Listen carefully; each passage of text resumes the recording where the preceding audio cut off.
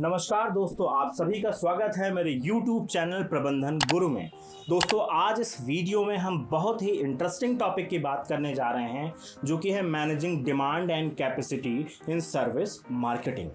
किसी भी service organisation के लिए, इवन अगर मैं प्रोडक्ट बेस्ड ऑर्गेनाइजेशन की बात करता हूं तो उनके लिए भी ये बहुत इंपॉर्टेंट हो जाता है कि वो किस तरीके से मार्केट में आई हुई डिमांड को अपनी अवेलेबल कैपेसिटी के साथ बैलेंस करें। ये एक बहुत बड़ा चैलेंज है सभी ऑर्गेनाइजेशंस के लिए। तो इस वीडियो में हम ये जानने की कोशिश करेंगे कि आखिर डिमांड क्या है, कैपेसिटी क्या है, और कोई भी सर्विस ऑर्गेनाइजेशन किस तरीके से एक बैलेंस क्रिएट करता है अपने डिमांड और कैपेसिटी में। चलिए दोस्तों, शुरू करते हैं। तो दोस्तों, सबसे पहले हम जानने की कोशिश करेंगे कि डिमांड क्या है और कैपेसिटी क्या है। Demand is the amount of a particular economic good और service that a consumer or group of consumer will want to purchase at a given price। किसी भी ग्राहकों के समूह या ग्राहक के द्वारा एक निश्चित कीमत पर किसी भी वस्तु या सर्विस को खरीदने की जो उनकी चाह है, जो उनकी नीड है, वांट है, डिजायर है, वो उनकी मांग यानी कि डिमांड कहलाती है। यानी कि जब कोई कस्टमर एक निश्चित कीमत पर, यानी कि एक जो प्राइस वो पे करता है, उस पे प्राइस पर वो प्रोडक्ट को परचेज करना चाहता है, तो उसकी डिमांड है। अब वही हम देखते हैं कैपेसिटी क्या है। Capacity is the amount available at A given price.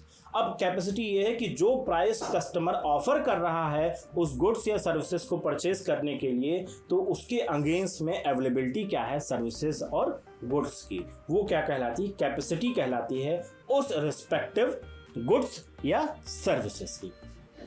एक बड़ा इंपॉर्टेंट पॉइंट है, कैपेसिटी यूजुअली कांस्टेंट होती है और डिमांड यूजुअली फ्लक्चुएट होता है।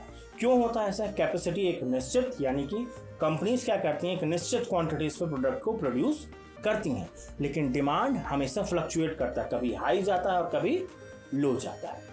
अब दोस्तों, हम बात करेंगे मैनेजिंग कैपेसिटी का मतलब क्या होता है।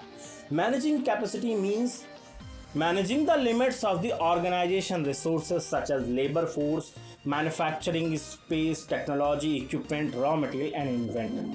यानी कि जब हम कैपेसिटी की बात करें मैनेज करने का, जो भी रिसोर्सेज हम यूज़ करते हैं अपने सर्विसेज या गुड्स को प्रोड्यूस करने की, उनको हम किस तरीके से मैनेज करते हैं। अगर उनको हम प्रॉपर मैनेज कर लेते हैं तो इसका मतलब क्या है कि हम अपनी कैपेसिटी को बहुत ही प्रॉपरली मैनेज कर रहे हैं। अब दोस्तों, हम ये जानने की कोशिश करेंगे कि आखिर ऑप्टिमम और मैक्सिमम कैपेसिटी क्या है।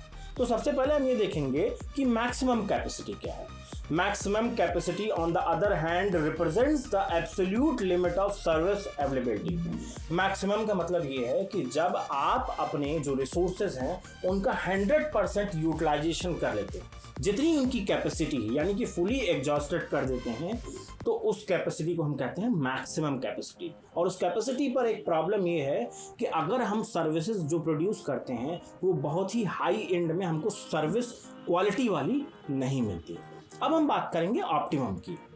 Using capacity at optimum level means the resources are fully employed but not overused and customers are receiving quality service.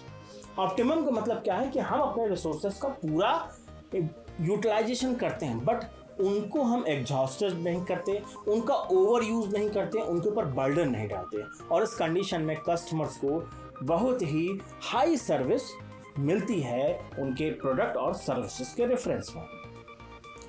दोस्तों, अब इस डायग्राम को देखिए। लैक ऑफ इन्वेंट्री कैपेबिलिटी, यानी कि डिमांड और कैपेसिटी के बीच की जो कंडीशन है उसकी हम बात करें। यहाँ पर देखिए, इधर की तरफ दिया गया है वॉल्यूम डिमांडेड और एक तरफ दिया गया है टाइम। देखिए यहाँ पर जो आप ये पहली लाइन देख रहे हैं जिसके आगे लिखा है मैक्सिमम कैपेसिटी, फिर लिखा है ऑप्टिमम कैपेसिटी, और फिर इधर लिखा है लो यूटिलाइजेशन। इसमें अब हम इसको देखेंगे कैपेसिटी और डिमांड के रेफरेंस में।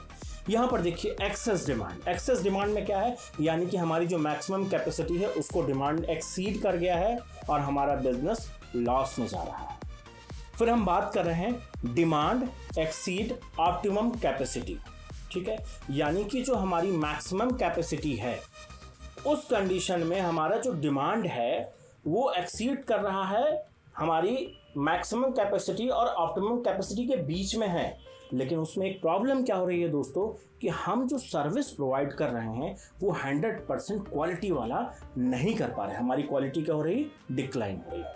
अब अगर हम यही बात करते हैं यहाँ पर ऑप्टिमम कैपेसिटी की बात करें, यानी कि यहाँ पर आइडियल यूज़ की बात करें, यहाँ पर हमारा जो मार्केट में डिमांड है और जो हमारी कैपेसिटी अवेलेबल है अपने गुड्स एंड सर्विसेज को प्रोवाइड करने की, वो एकदम मैच कर रही है, देयर इज ए बैलेंस। तो उस कंडीशन में कस्टमर को हाई सर्विस की क्वालिटी उसको मिलती है। और जो ये लास्ट कंडीशन है एक्सेस कैपेसिटी और वेस्टेज रिसोर्सेज, यानी कि कैपेसिटी हमारी बढ़ गई है और डिमांड हमारा बहुत ही लो साइड में है, तो उस कंडीशन में क्या हो रहा है, हमारे जो रिसोर्सेज है वो अंडर यूटिलाइज्ड है और हमारा प्रॉफिट नेगेटिव हो रहा है और ये ऑर्गेनाइजेशंस के लिए बहुत ही खराब कंडीशंस होती है। अब इन कंडीशंस को जरा सा हम फिर से एक बार एक डिफरेंट पर्सपेक्टिव में देखते हैं, जो कि है demand versus capacity for scenarios. अभी जो आपने पीछे डायग्राम देखा है उस डायग्राम को ही मैं फर्दर एलोबरेट कर रहा हूँ। एक्सेस डिमांड, एक्सेस डिमांड का मतलब क्या है, demand exceed the maximum capacity. In such situation, customer will be turned away as they don't receive quality service due to crowding or overtaxing of staff and facilities. Demand exceed कर जा रही है capacity के ऊपर, तो उनको पहली बात तो जो सर्विसेज मिल ही नहीं रही हैं, और अगर इन केस मिल भी रही हैं तो बहुत ही पुअर क्वालिटी के साथ मिल रही हैं, जिसकी वजह से कस्टमर ऑर्गेनाइजेशन को छोड़कर दूसरी ऑर्गेनाइजेशन की तरफ शिफ्ट हो जाता है। दूसरा सिनेरियो है आपका डिमांड एक्सीड्स ऑप्टिमम कैपेसिटी, यानी ऑप्टिमम कैपेसिटी से हम ऊपर जा रहे हैं लेकिन मैक्सिमम कैपेसिटी से नीचे है थोड़ा सा।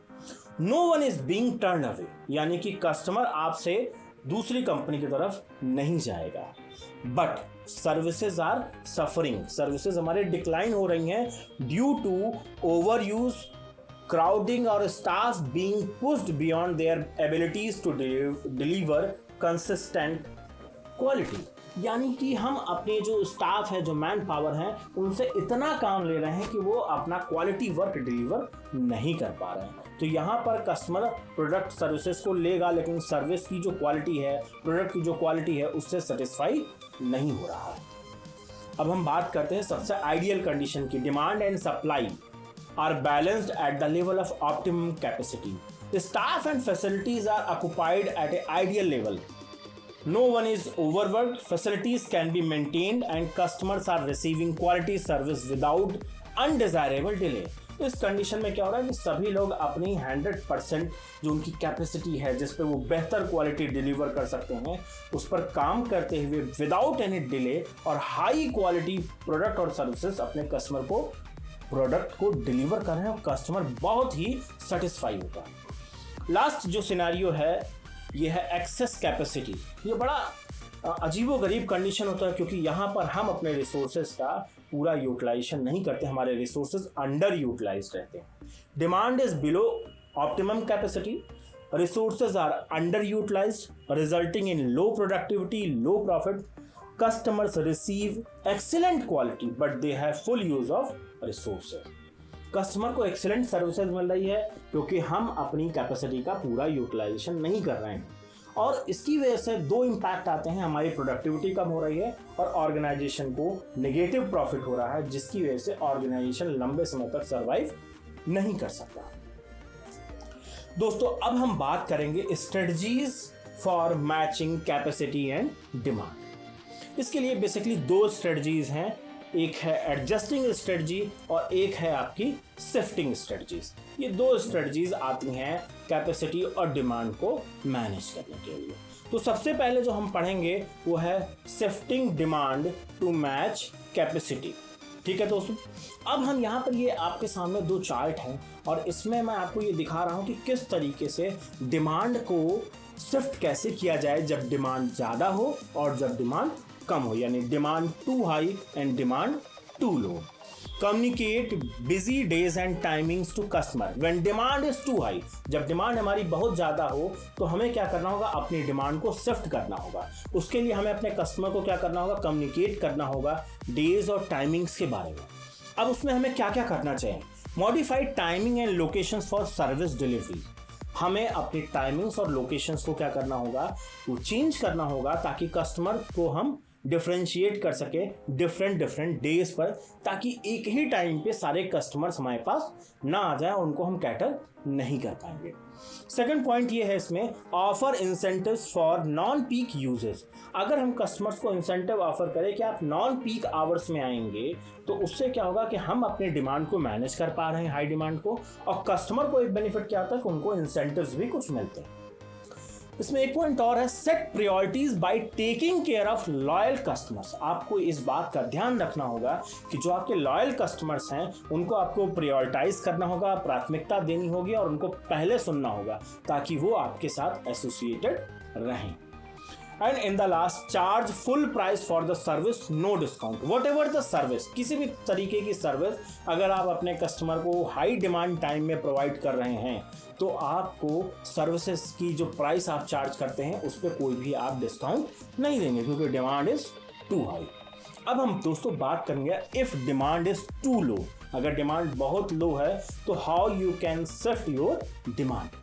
Stimulate business from current market segment. आपको क्या करना होगा, जो आपका मार्केट सेगमेंट है उसमें आपको अपने बिजनेस को स्टिमुलेट करना होगा। स्टिमुलेट के लिए क्या, आपको इनपुट्स देने होंगे कि किस तरीके से मार्केट रिवाइव करे और मार्केट में डिमांड आए। सबसे पहला काम करना होगा, डिफरेंशिएट ऑन प्राइस। आप जो प्रोडक्ट और सर्विसेज ऑफर कर रहे हैं, आपको अपनी प्राइसिंग स्ट्रेटजीज में डिफरेंशिएशन अडॉप्ट करना होगा।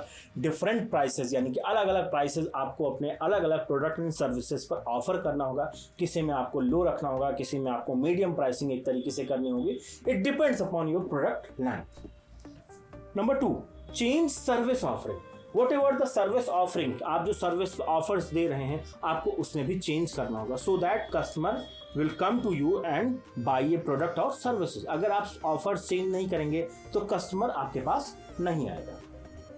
And in the last, advertise peak uses time and non peak uses benefits. आपको एडवर्टीजमेंट करना होगा, प्रमोशंस करने होंगे कि पीक आवर्स में और नॉन पीक आवर्स में कस्टमर को क्या बेनिफिट्स हैं, ताकि वो आए और परचेस कर सके। It's mean that you have to use the complete marketing communication tools. आपको एडवर्टीजमेंट करना होगा, पर्सनल सेल के थ्रू जाना होगा, आपको वर्ड ऑफ माउथ जाना होगा, व्हाटएवर। ये सारी स्ट्रेटजीज आपको मेंटेन करनी होगी, ताकि आप मार्केट में बिजनेस को स्टिमुलेट कर सकें और डिमांड को आप कहीं ना कहीं शिफ्ट कर सकें। अब हम दूसरी स्ट्रेटजीज की बात करेंगे, adjusting capacity to meet demand. अब इसमें हमको ये देखना कि हम किस तरीके से अपनी डिमांड को एडजस्ट करते हैं in reference to the capacity, यानी कैपेसिटी को हम कैसे मैच कर सके। If demand is too high and if demand is too low. If demand is too high, तो यहाँ पे हम क्या कर रहे हैं, उसमें हमने डिमांड को शिफ्ट किया था और यहाँ पे हम डिमांड को एडजस्ट कर रहे हैं। Demand is too high, stretch time, labour, facilities and equipment temporary. यानी कि आपको अपने टाइम यानी आवर्स, जो हमारे मैन पावर हैं, whatever facilities we use and equipment, उसे हमें क्या करना होगा, थोड़ा सा स्ट्रेच करना होगा टेम्पररी, नॉट अ फिक्स, हमेशा के लिए नहीं कर रहे हैं। Hire part time employees. जब आपके पास डिमांड ज़्यादा है तो मैन पावर कम है, तो आपने क्या किया, एक निश्चित समय यानी टेम्पररी आपने हायर किया पार्ट टाइम एम्प्लॉइज की और आपने उनका यूज़ किया। ठीक है। नेक्स्ट क्या है, यूज पार्ट टाइम एम्प्लॉइज। आपने जब पार्ट टाइम एम्प्लॉइज को हायर किया तो नेक्स्ट इट्स योर रिस्पॉन्सिबिलिटी कि आपके पास जो एक्सेस डिमांड आ रही है अपने कस्टमर्स को हैंडल करने के लिए आप अपने पार्ट टाइम एम्प्लॉइज का यूटिलाइजेशन करते हैं।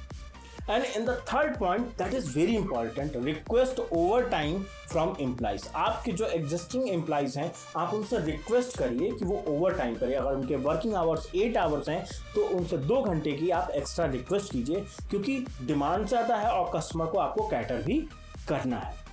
रेंट और शेयर फैसिलिटीज़ और इक्विपमेंट्स। अगर आपके पास डिमांड बहुत ज़्यादा आ रही है तो आपको अपने प्रोडक्शन की कैपेसिटीज़ को बढ़ाना होगा, स्टोरेज यानी इन्वेंट्री कैपेसिटीज़ को बढ़ाना होगा। उसके लिए what ever facilities like godown अगर आपको चाहिए तो आप रेंट पे लेंगे या आप अपने किसी रिसोर्सेज का यूटिलाइजेशन करते हुए शेयर करेंगे।